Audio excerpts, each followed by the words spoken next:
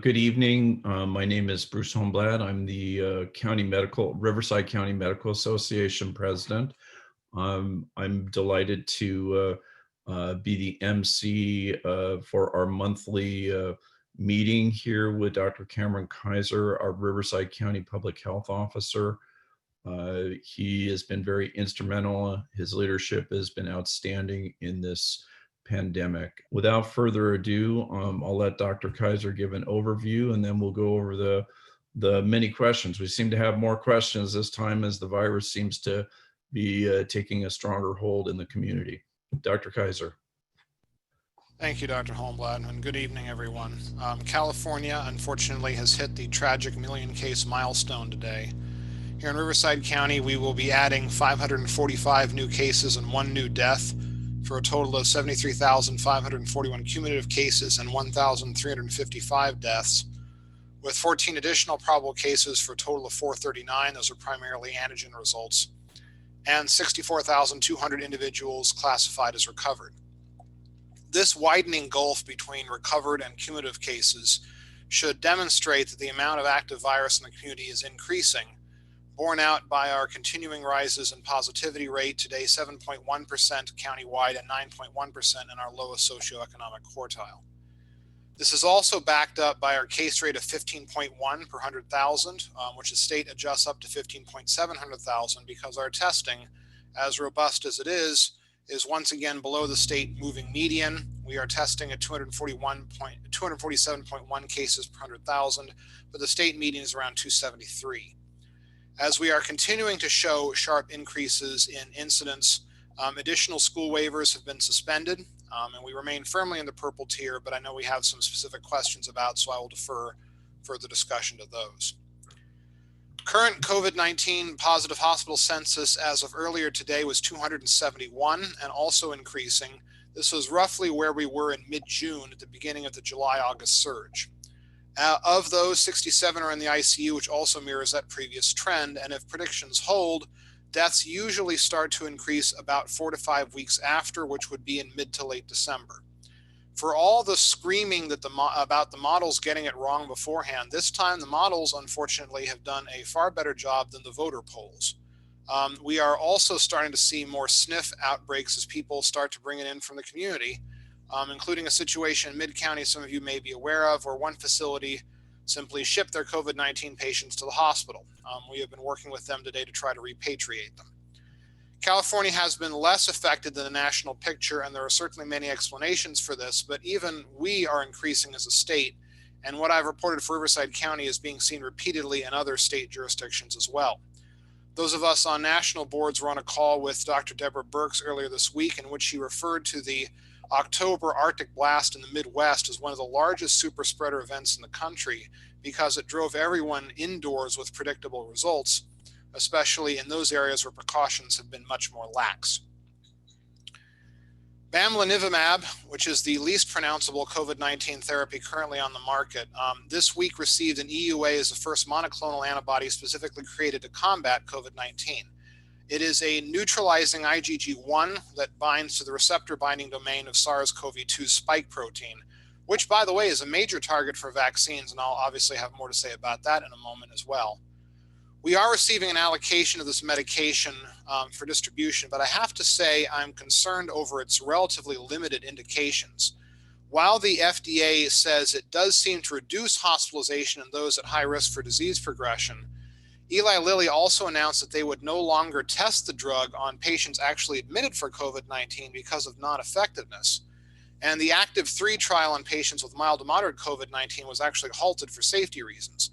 That makes the use case for this drug rather complex, in that hospitals right now, as we see ED traffic up, would end up occupying beds to administer a slow infusion of a medication that may not do them any good and can't be continued if they actually get admitted. On the other hand, it may have some value for SNFs that can do infusions or acute rehabs or possibly urgent cares that have associations with or access to infusion centers. We will have it stockpiled on the expectation there may be other expanded indications for the medication. So if you are interested and think you actually will have patients in that group in your facility, then by all means do advise. In the meantime, we are holding it until there is more evidence of utility and clarification of the exact dosing, which is also somewhat in dispute given that only the middle dose of 2,800 milligrams showed improvement and not the high and not the low. However, what is much more impressive is, of course, the Pfizer vaccine candidate. Messenger RNA vaccines back in the beginning were seen as a long shot, and if you bet on them, you just got a big payday, as early analysis of their first set of phase 3 clinical data shows individuals who received 2 shots of the vaccine 3 weeks apart experienced 90% fewer cases of symptomatic COVID-19 than those who received the placebo. Now, for an upper respiratory tract virus in particular, that is an extraordinary number, and well above the herd immunity requirement of about 60 to 75% based on COVID-19's believed reproduction number. We do not know whether it prevents severe disease because we haven't seen enough cases of severe disease. And we don't know if it reduces carrier rates, but with apparent vaccine effectiveness that high, I would be shocked if either were not true. We also don't know how long that immunity lasts, and the requirement for additional boosters would not be unexpected. But any way you slice it, this is also very good news for the other vaccine candidates, especially Moderna's, because it indicates not only that messenger RNA vaccines are a thing, but a spike-based strategy for immunogenesis looks viable. Side effects don't look substantial, around or maybe a bit more than flu shots, but the full 2 months of safety data are not in yet either, and Pfizer needs a total of 164 cases in the placebo group to move to open review, though with the way the numbers are going nationally, that shouldn't take them long. The plan is initial 50 million dose production by the end of calendar 2020, which is quite ambitious, and 1.3 billion doses in 2021, though this does involve a new production method, which will no doubt have challenges of its own, and it requires ultra-low temperature refrigeration and 2 doses. Countywide, though, we're not waiting around to find out. We are working along the general 3-phase plan for vaccine rollout, starting with healthcare providers, first responders, and the medically vulnerable, particularly those in SNFs and long-term care facilities, but also potentially in community settings, and then rolling it out through the general population until all county residents are eligible. Either way, even if Pfizer doesn't pan out, there is now an excellent chance that one of the other candidates still proceeding through phase 3 will do so as well. And frankly, this is only good news for finally getting to the end of this disaster. With that, Dr. Holmblad, I'll hand it back to you and we'll go into our questions. Thank you for the update. I'm happy to hear about the vaccines coming on board here. Question 1, with many months of contact tracing in Riverside County, can you share any insights into how COVID-19 is spreading in this community? What have you seen for super spreader events in the county? By far, the biggest initial source of spread is currently individual gatherings. It always had been to a certain extent, but it appears to be outpacing other sources. And we continue to have large ones despite all of our messaging to the contrary. In Banning, we had a situation where the fire department alerted us to someone pulling a permit for auto racing. And we were told it would simply be the racers and the pit crews and everybody would do what they were supposed to do and that would be it. And instead, over 1,000 people showed up. And we know about this because they bragged about it on Facebook. You can bet there's going to be cases resulting from that.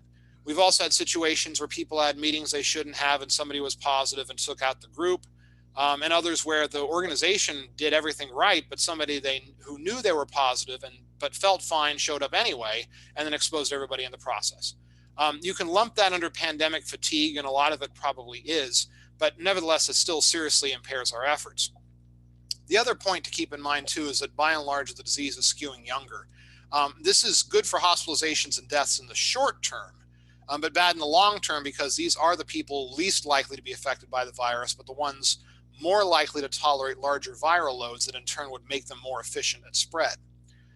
Locally, we still struggle with people not engaging with investigators, and we estimate we only are able to make contact with about 50%. The remainder just simply doesn't call us back.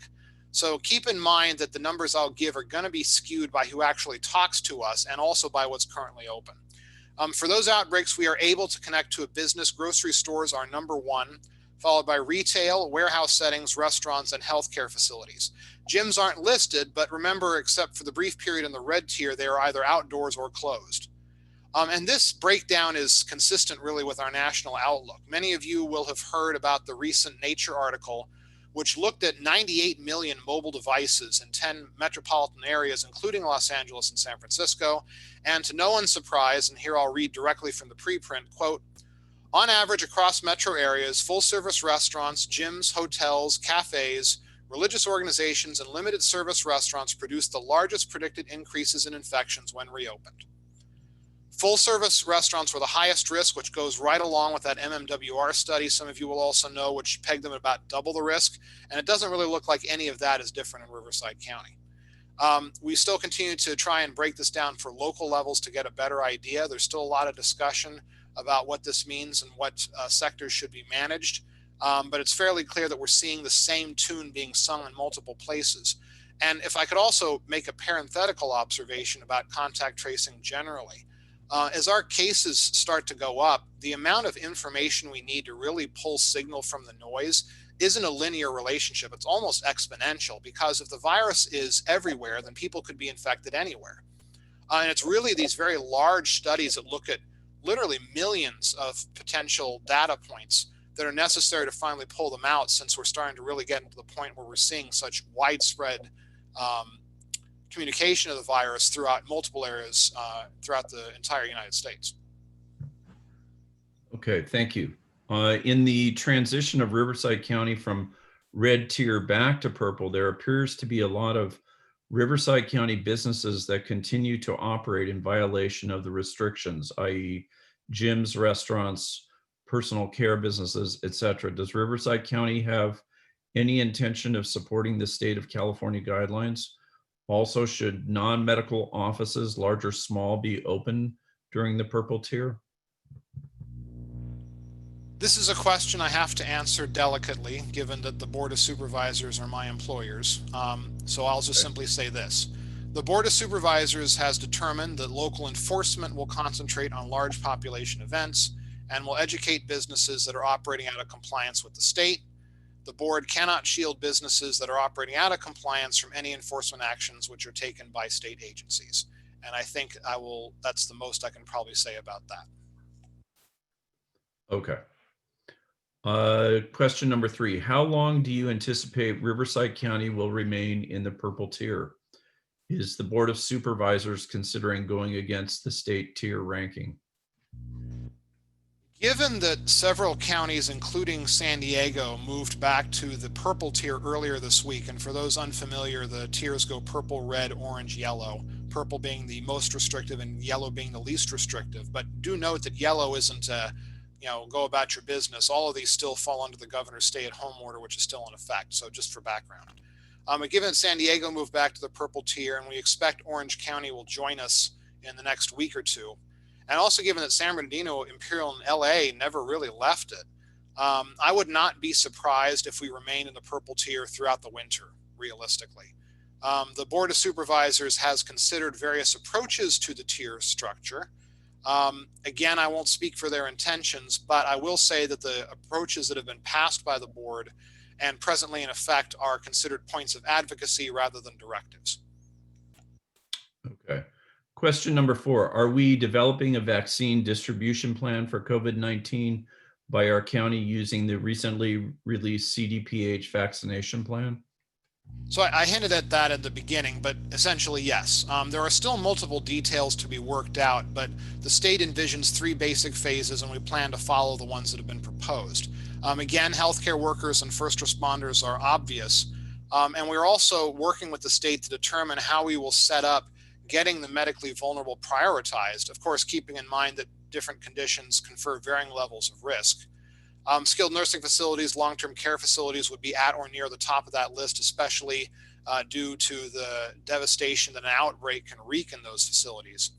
If the Pfizer candidate, or for that matter Moderna, because I would imagine it would have some similar logistic requirements, is chosen, then we're also working on the challenges of getting enough ULT refrigeration, dealing with multiple administrations, because as I said, it's a 2-dose series, and I wouldn't be surprised if a booster is required after that, as well as identifying and working with the large clinical systems that will likely administer their own stocks. Kaiser is probably the most prototypical example, but the state is also looking at some other healthcare systems to partner with and deploy through those systems as well.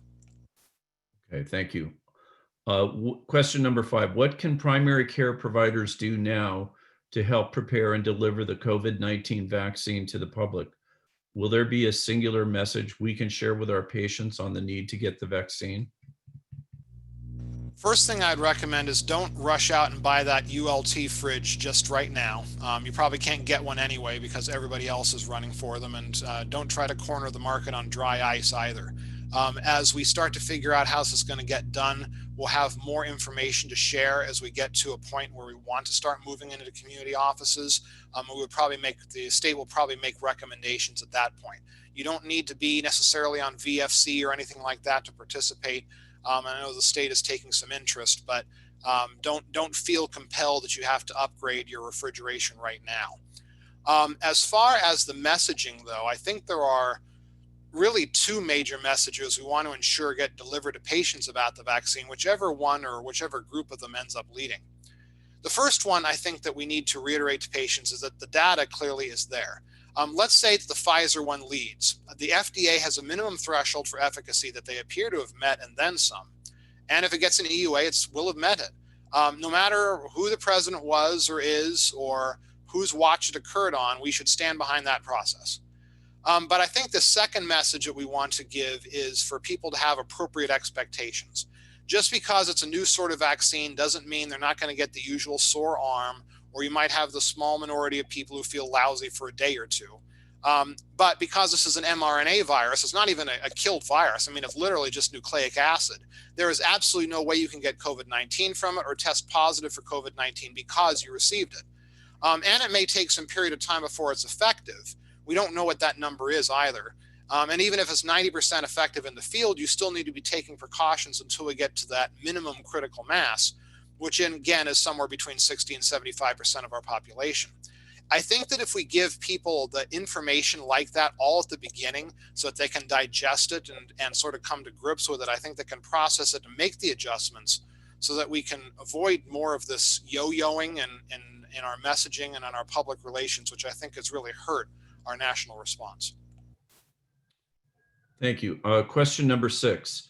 Is the new state-run laboratory only accepting county testing, or can PCP send COVID-19 testing to it as well? Let me give a little background on that first. For those of you who are unaware, the state has opened up a very large-scale COVID-19 testing facility in association with PerkinElmer. It's based out of Valencia. They'd like to really run at a high capacity, but right now the priority is local health departments. The state, however, wants throughput. They do not want their brand new expensive laboratory sitting around doing nothing. So I will imagine this will broaden fairly quickly. As we get more information as to how that looks and how we can accept or facilitate you sending specimens that way, I'll of course notify this group and others.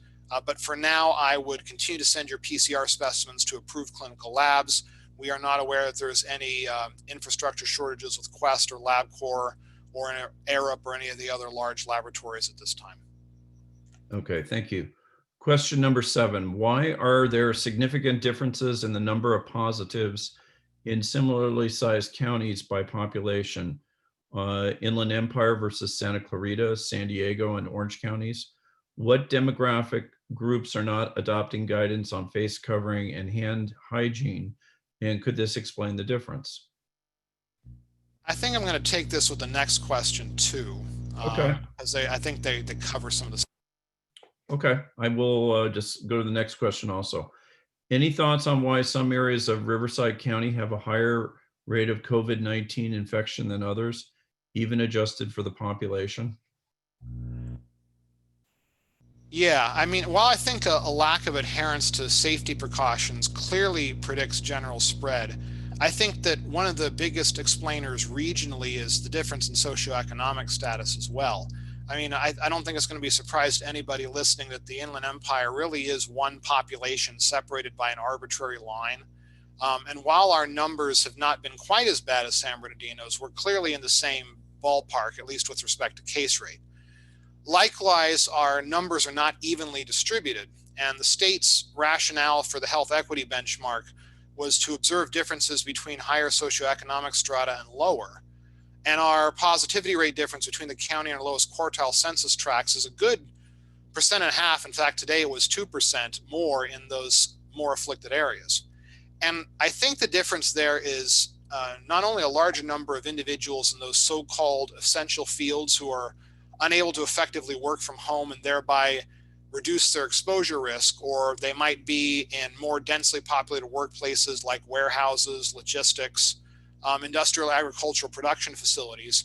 But also when they do come home, home is more likely to be a multi-generational setting with more elderly or medically vulnerable people who are living there. That said, though, the large scale of spread in Southern California is unfortunately starting to even this out. Even in our portions of Riverside County, such as South County, that have not seen jumps as large, although I also point out for the record that South County has also had lower rates of testing, and I'll just let this group think about why that might be. But nevertheless, however, COVID-19, for as much as it exploited a lot of inequalities in society, has also really been a great equalizer when it's been to spreading around. Okay, thank you. Question number 9, what should be our single coordinated message that the entire medical community should be giving to patients? Are there materials, signage for use in our offices? You know, I thought a long time about an answer to this question, and realistically, I think that the best single message we could give patients is just to hold the course. I mean, to empathize with them, how hard it is to not do the things that they love and not go to the places they would ordinarily, and to remind them that their individual behavior really does matter. Every time I see patients wearing their masks in my office, and let's be honest, they don't get in the door without them, especially in TB clinic. But I still thank them anyway for wearing them, and I remind them that it's just not over yet. I think that the best way that we can combat pandemic fatigue is just to acknowledge how hard it's been for everybody, reinforce those good precautions, and thank them for what they've done so far. That really loud group that sounds off on social media and shows up at board meetings, they're loud and unpleasant and deeply misguided. But the vast majority of our patients and our residents are trying to figure out how to do the right thing and what's really a once-in-a-lifetime disaster. And we, in physicians and medical authorities, can't do anything better than simply to reinforce and support them in that process. We certainly do have messaging to remind people of what those good things are. You know, we actually won an award from the state for the "Stay in your place, maintain your space, cover your face" slogan, which is always amusing and good for a laugh. But you know, if you haven't heard that by now, I don't know where you've been. You must have had a great time avoiding the pandemic while the rest of us have been knee deep in it. But people, it's been hard for people. It's been so hard for people, for everybody that's had to deal with all the struggles, not only the people who have lost family members and friends to it, but just the way that our lives have really been upended wholesale. And I think that as we as physicians can recognize all the sacrifices that our patients have had to make to deal with this, I think that more than anything is going to help to encourage them to stay on course, at least until we can get to the end of it. Hear, hear. I agree with that. Question number 10. California seems to have been able to hold its own in mitigating the spread of COVID-19. However, it now appears that the trend is shifting. Is Riverside County and the Inland Empire on the cusp of a surge? I think I covered this mostly in the intro, but just to reiterate, California is also moving the wrong direction, as I mentioned. Now, our rise has been blunted, but it's still going up. We're clearly not as badly off as the Midwest yet, but our numbers, given that we're nearly back to what we were just before the July-August surge, show that there is still plenty of virus in circulation. And once we get over a critical mass, the experience is that the spread tends to be exponential. You combine that with an exhausted population, as I said, and the seeds for a real mass are sown. So the answer to the question is, yeah, it's quite possible. It's also quite possible that it may even be too late to put a substantial stop to it. The best we can do is just try to make sure that people hold on as best as they can and follow those precautions. And there's a lot of talk about that if people would wear facial coverings consistently, we would be able to save a whole lot more lives, and especially as the amount of virus in circulation around goes up and the question about airborne versus droplet spread starts to rear itself again. Anything we can do to cut down to the amount that we as an asymptomatic individual may actually be spreading to others, I think is really going to make the difference. Okay, thank you. Question number 11. What is the status of our hospital's capacity? Are there capacity problems throughout the county or only in certain areas? Right now, our facilities are still within their surge capacities. That doesn't mean, though, that we aren't watching certain specific areas. Palo Verde, of course, is one that we watch fairly closely because it's a critical rural hospital serving a very isolated population, but it's also the only one serving the state prisons in the far eastern portion of the county.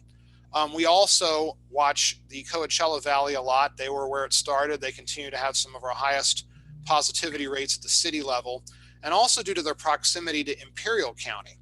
Imperial County is certainly at or near its hospitalization limits. Right now, we're only housing a few patients, but remember during the July-August surge, there was a period of time in which they had to get patients out as far away as Sacramento to deal with the large amount that they had. I've recently been talking with the health officer in that jurisdiction. And while he's not ready to characterize it as a surge, it clearly seems to be going that direction. I also point out that there are disproportionate case numbers being recorded, particularly in the West County, but this is still within system capacity. We just don't want it to get a lot worse.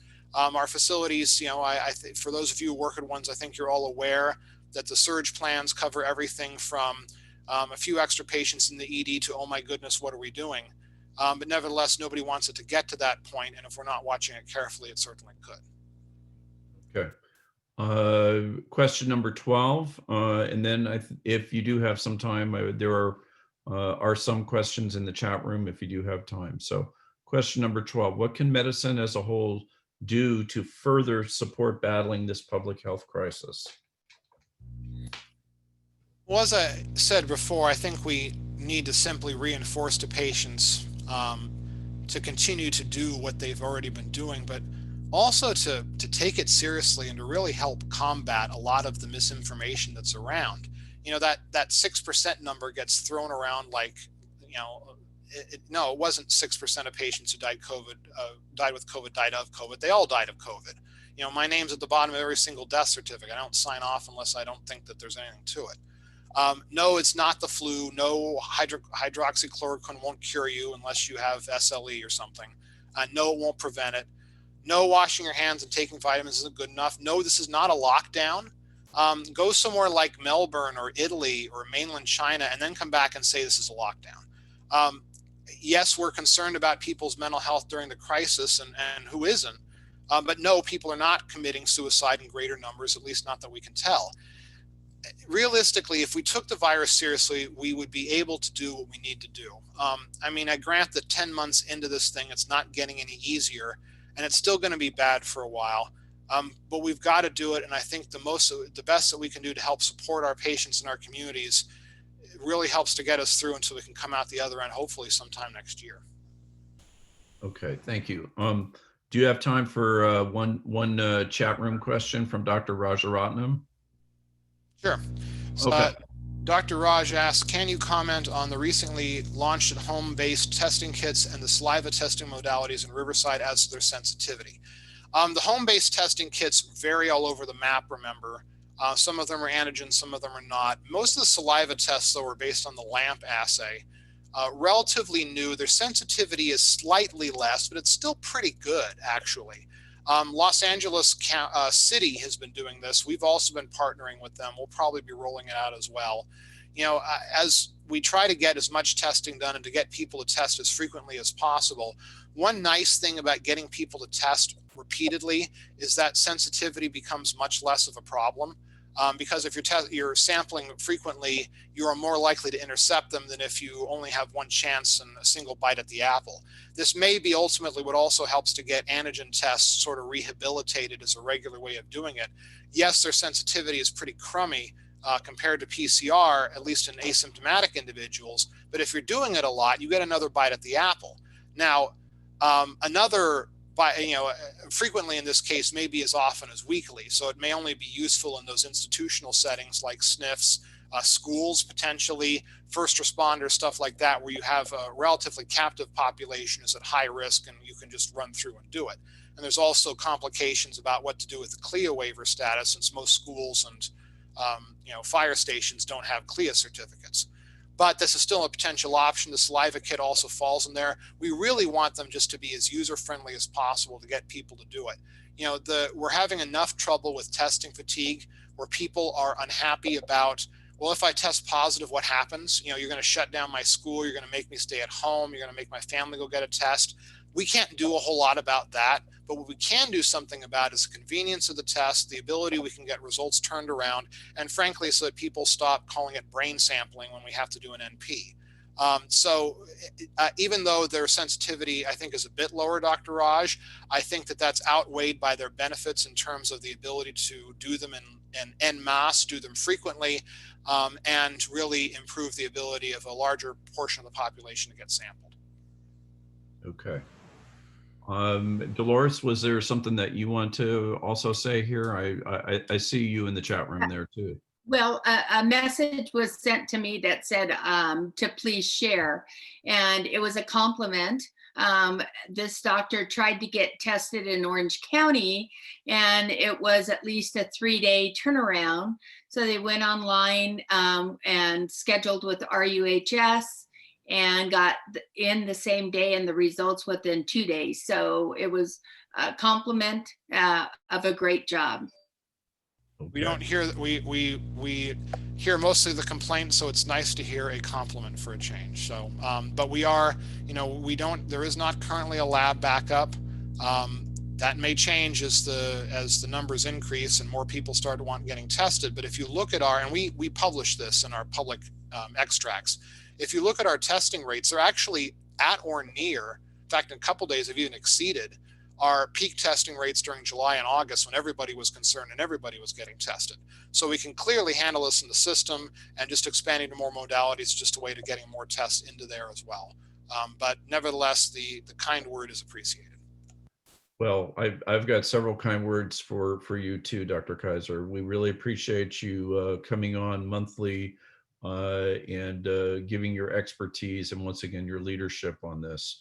I want to end up and conclude the call here tonight. Our next month meeting will not happen, and we will reconvene in the second Thursday in January. So once again, Dr. Kaiser, thank you so much. And thank you everybody for submitting questions here to the Riverside County Medical Association.